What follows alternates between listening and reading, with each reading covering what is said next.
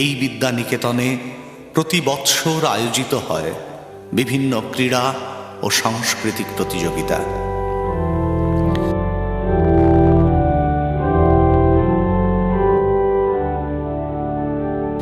বিদ্যালয়ের নিজস্ব ক্রীড়া প্রাঙ্গণ, খেলাঘর ময়দান দীর্ঘদিন খেলাধুলার অনুপযুক্ত হয়ে পড়েছিল। জেলা পরিষদের আর্থিক সহায়তায় সেই মাঠ এখন খেলাধুলা ও শরীরচর্চার সর্বতোমুখী বিকাশের কেন্দ্র হিসাবে নতুন করে গড়ে উঠেছে।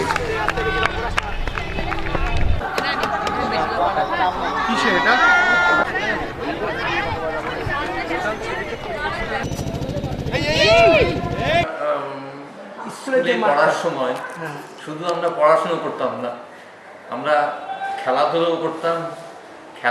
খেলাঘরের মাঠে বিশেষ করে ফুটবল খেলেছি, ক্রিকেট খেলেছি, দৌড়াদৌড়ি করেছি নানা রকম,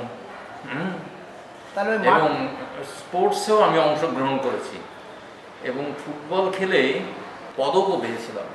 বনগাঁ স্কুলের ছেলেরা এই মহকুমা ছাড়িয়ে এই জেলার মধ্যে বিভিন্ন সময়তে ক্রিকেট, ফুটবল, জিমন্যাস্টিক্স বিভিন্ন ক্ষেত্রে তাদের পারদর্শিতার যে স্বাক্ষর তারা রেখেছে, এবং যাকে ঘিরে বনগাঁ স্কুলের ছেলেদের এই উন্মাদনা একসময় ছিল, সেটা হচ্ছে খেলাঘর মাঠ। এখন খেলাঘর মাঠের পাশে ছিল একটা, হচ্ছে আপনারা দেখেছেন কিনা জানি না, হিন্দু হোস্টেল, আর একটা খেলাঘরের পাশে ছিল মুসলিম হোস্টেল।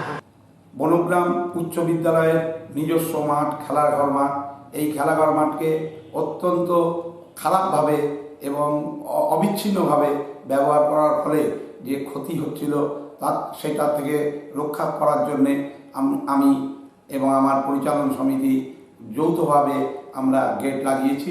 আশা করব বনগ্রাম উচ্চ বিদ্যালয়ের এই মাঠটা সংরক্ষিত হবে। পাশাপাশি বনগ্রাম উচ্চ বিদ্যালয়ের এই মাঠের যে অংশ অনেকটা দখল মুক্ত করা যায়, যাতে তার ব্যবস্থাও আমরা নেব বলে আমরা মনে করি। আচ্ছা, সঙ্গে সঙ্গে আমাদের খয়রামারি স্টেডিয়ামের সংলগ্ন যে মাঠটি, বনগ্রাম উচ্চ বিদ্যালয়ে যে মাঠটি রয়েছে, সেই মাঠটিও অনেকটা দখল হয়েছে। সেই দখল মুক্ত করার জন্য আমরা আগামী দিনে প্রয়াসী হব বলে আশা রাখি। পঠন পাঠনের মানোন্নয়নই একমাত্র লক্ষ্য নয় এই বিদ্যালয়ের। শিক্ষার্থীদের সদর্থক পরিবেশে বড় করে তোলার নিরন্তর প্রয়াসও তার শিক্ষা চর্চার অঙ্গ। সেই প্রয়াসের ফসল আজকের নেতাজি ভবন, পাঠকক্ষের সম্প্রসারণ। দুঃসহ গরমে কিংবা বর্ষণক্লান্ত মেঘলা অপরাহ্নে আলো হাওয়ার অভাবে শ্রেণীকক্ষে পাঠদানের পরিবেশ যাতে কোনোভাবেই বিঘ্নিত না হয়, বিদ্যালয় কর্তৃপক্ষ সেই জন্য লক্ষাধিক টাকা ব্যয়ে একটি নূতন জেনারেটরের ব্যবস্থা করেছেন। নির্মিত হয়েছে বহু আকাঙ্ক্ষিত বিদ্যালয়ের নিজস্ব সাংস্কৃতিক মঞ্চ অনুবর্তন। বাংলা কথা সাহিত্যের মরমী সাধক বিদ্যালয়ের প্রাক্তন ছাত্র বিভূতিভূষণ বন্দ্যোপাধ্যায়ের অনুবর্তন উপন্যাসকে স্মরণে রেখেই মঞ্চের এই নামকরণ। এই বিদ্যালয় শুধু পঠন পাঠনের মধ্যে সীমাবদ্ধ নয়, নিয়মিত সাংস্কৃতিক অনুষ্ঠান, নিয়মিত খেলাধুলা, নিয়মিত শরীরচর্চার জন্য এখানে জিম যেমন আছে, পাশাপাশি ক্রীড়া শিক্ষকেরা মাঠে নিয়ে গিয়ে তাদের খেলাধুলা করান, এনসিসি চলছে, পাশাপাশি বিভিন্ন কর্মকাণ্ডের সাথে আমাদের ছাত্ররা যুক্ত আছেন।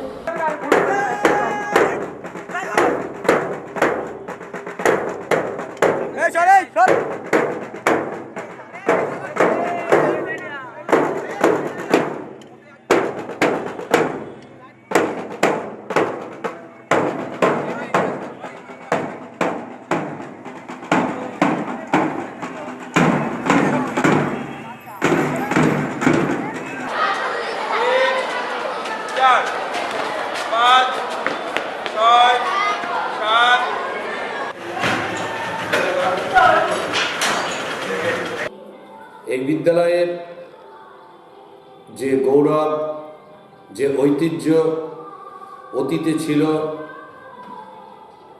আজও আছে। আমরা চেষ্টা করব, আমরা অঙ্গীকারবদ্ধ হই সকলে মিলে এই বিদ্যালয়ের মান ঐতিহ্যকে ধরে রাখতে। বনগাঁ হাই স্কুল আমাদের কাছে মায়ের মতন। আমাদের যেমন দেশমাতা, জন্মদাত্রী মাতা, তেমনি বনগাঁ হাই স্কুল আমাদের ঠিক মায়ের জায়গাতেই আমরা রেখে দিয়েছি। মানে বনগাঁ হাই স্কুল হচ্ছে শ্রেষ্ঠ বনগাঁর মধ্যে, সেদিক থেকে তো একভাবেই চলছে। কিন্তু কিছু কিছু সালে দেখা গেছে যে সমস্ত ছাত্ররা বেরিয়েছে, তারা মানে রিমার্কেবল।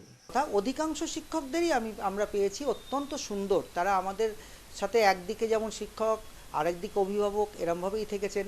একটু বড় যখন হয়েছি, হায়ার সেকেন্ডারিতে 11-12, তখন দেখেছি তারা অনেকটাই বন্ধুর মতন আমাদের সঙ্গে মেলামেশা করেছেন।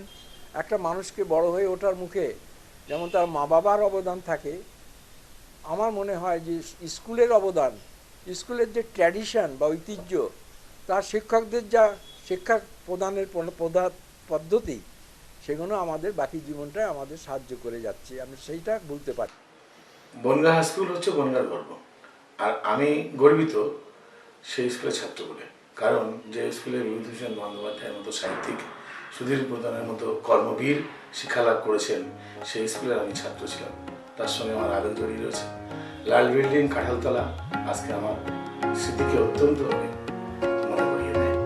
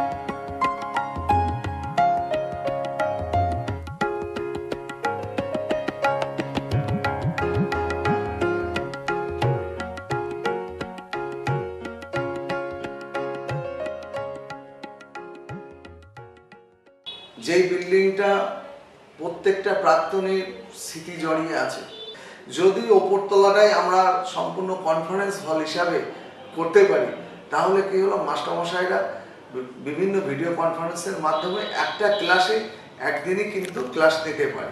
তার তলায় আমার মানে প্রপোজাল বা আমার ইচ্ছা, এবার সেটা হবে কিনা সেই স্কুলে যারা পরিচালনা কমিটির দায়িত্ব আছে বা যারা মাস্টারমশাই আছে তারা যেটা বুঝবেন সেটা করে একটা মিউজিয়াম রুম টাইপের আমরা নিচের ফ্লোরে এটা আমরা করতে পারি। স্কুলটা প্রথম প্রতিষ্ঠা করেছিল, তখন থেকে এই পর্যন্ত স্কুলের বিভিন্ন ইতিহাস আছে। তার সপক্ষে যদি বিভিন্ন পেপার সহ কাগজপত্র, বই, নথি এগুলো যদি সংগ্রহ করে একটা বনগাঁ হাই স্কুলের ইতিহাস তৈরি করে রাখা যায়, সেটা ভবিষ্যতে ছেলেমেয়েরা সেই সমস্ত তথ্যগুলো জেনে তারাও নিজেরা স্কুল সম্পর্কে সমৃদ্ধ হবে, অনেক কিছু অজানা তথ্য তারাও জানবে। এটা করলে আমার মনে হয় ভালো হয়, সংগ্রহশালা করে রাখলে ভালো হয়। মানে বনগ্রাম উচ্চ বিদ্যালয়ের ঐতিহ্যবাহী লাল বিল্ডিং 1938 সালে স্থাপিত হয় এবং 1948 সালে বনগাঁ দীনবন্ধু মহাবিদ্যালয়ের প্রথম ক্লাস এই লাল বিল্ডিংয়েই শুরু হয়। লাল বিল্ডিংয়ের সামনেই আমাদের যে প্রাচীন, শতাব্দী প্রাচীন কাঁঠাল গাছ, সেই কাঁঠাল গাছে এখনও পর্যন্ত আমাদের ষষ্ঠীদার সেই ঘণ্টা দেওয়ার যে পেরেক, সেটা এখনও পর্যন্ত পোতা আছে এবং এখনও আমি লক্ষ্য করি বহু ছাত্র, প্রাক্তন ছাত্র এসে ওই জায়গাটায় হাত দেয় বা দেখে যে সেই জায়গাটা ঠিক আছে কিনা। আমাদের ঐতিহ্যবাহী লাল বিল্ডিংয়ের আদলটা সম্পূর্ণভাবে রেখে আমরা উপরে অডিটোরিয়াম, নিচে মিউজিয়াম সহ বিল্ডিংটা সংস্কার করতে উদ্যোগী হয়েছি। এই লাল বিল্ডিং সংস্কারের ব্যাপারে বনগ্রাম উচ্চ বিদ্যালয়ের অভিভাবক সহ বনগাঁ এতদ অঞ্চলের শিক্ষানুরাগী ব্যক্তিরা সহযোগিতার হাত বাড়িয়ে দেবেন এই আশা রাখি। আমাদের প্রাক্তন ছাত্রদের সকলের এগিয়ে আসা উচিত স্কুলের এই উন্নয়নমূলক কাজে যথাসাধ্য আমাদের ক্যাপাসিটি অ্যান্ড ক্যাপাবিলিটি অনুযায়ী যোগদান করা।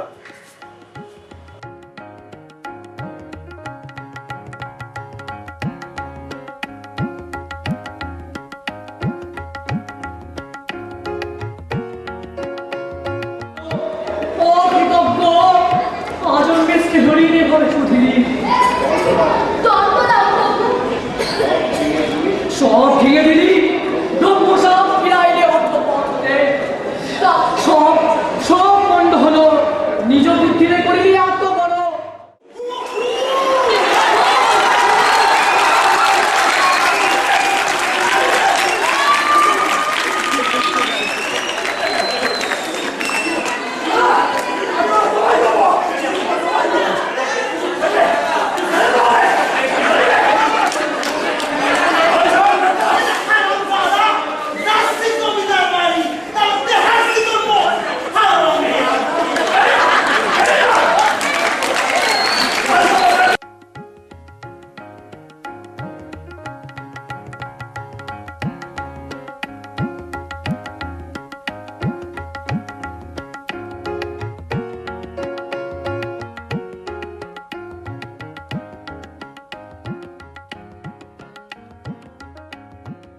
গান বাজনা শুরুটাই হচ্ছে আমার ক্লাসের টিফিন পিরিয়ডের যে টেবিল বাজিয়ে গান। সকলের সেরা স্কুল, এই স্কুল নাম শুনলেই আমাদের মনের মধ্যে একটা অনুভূতি হয়, কেননা এই স্কুল থেকেই আমাদের সব শিক্ষা। সেই জন্য আমার সেদিনের গানের কথা বলে ওঠে, আমাদের সকলের প্রিয় স্কুল সে যে বনগাঁ হাই স্কুল, আমাদের সকলের প্রিয় স্কুল সে যে বনগাঁ হাই। এবং সেই সময় থেকে যদি আমরা একদম অতীত থেকে শুরু করে থাকি, তাহলে আমরা দেখব যে বিভূতিভূষণ, নির্মল মুখোপাধ্যায়, গোপালচন্দ্র সাধু, তারপরে আমাদের অনিল সাধু, এবং পরবর্তীকালের এই যে ইয়ং জেনারেশন যারা বেরিয়ে এসছে, যারা এখনও প্রায় লেখা ছেড়ে দেওয়ার মুখে এসে দাঁড়িয়েছেন, এরকম বনগাঁয় বহু লোক আছেন যারা কিন্তু এই হাই স্কুল থেকেই এসছেন। এদিক থেকে হাই স্কুল কিন্তু একটা রত্ন গর্ভ আমরা বলতে পারি। তো এটা আমরা যারা সাহিত্য সংস্কৃতির সঙ্গে রয়েছি, সেটা আমাদের একটা স্বপ্নের ব্যাপার। আমি যে হাই স্কুলে পড়েছি, বিভূতিভূষণ সেই হাই স্কুলে পড়েছেন, এটা সতীর্থ বলতে পারি। এটা আমাদের সৌভাগ্য আর কি, অত্যন্ত আলাদা। আমরা এখনও মনে করছি, মানে আমি এখন এই বয়সে, এই বৃদ্ধ বয়সে পৌঁছে মনে করছি যে যদি আমার ভেতর কোনো রকম সুস্থ সংস্কৃতি, সুস্থ মন এবং সুস্থ ব্যবহার থেকে থাকে, সেটা আমার বাড়ি আমার ভেতরে পৌঁছে দিয়েছে। আর তারপরেই স্কুলের মাস্টারমশাইরা থেকে দেখতাম, তখন লাইব্রেরিয়ান ছিল না, জগাবাবু বলতাম, ক্রাফট টিচার জগবন্ধু বিশ্বাস, তার কাছে আস্তে করে দাঁড়াতাম, তিনি সুন্দর সুন্দর বই তুলে দিতেন। একটা পছন্দ হলো, বললাম না ওটা না, এটা নাও। পরবর্তী সময় দেখছি আমার ভাই মৃন্ময় গোস্বামী বনগাঁ হাই স্কুলে লাইব্রেরিয়ান হয়, সেও ওরকম করতো দেখি। সে তো বনগাঁ হাই স্কুলে পড়তো না, তাহলে সে পছন্দ মতন, তার পছন্দ মতন বই দিয়ে উদ্বুদ্ধ করতো ছাত্রদের।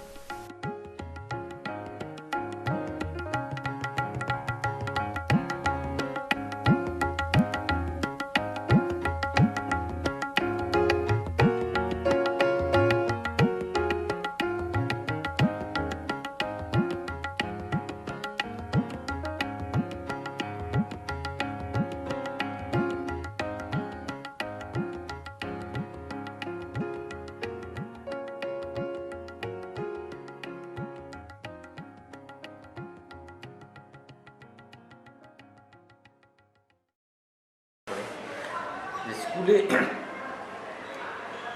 একটা অসাধারণ ভালো লাইব্রেরি ছিল। আমি জানি না এখন লাইব্রেরিটার কী অবস্থা। সেই লাইব্রেরিতে শুধু বাংলা নয়,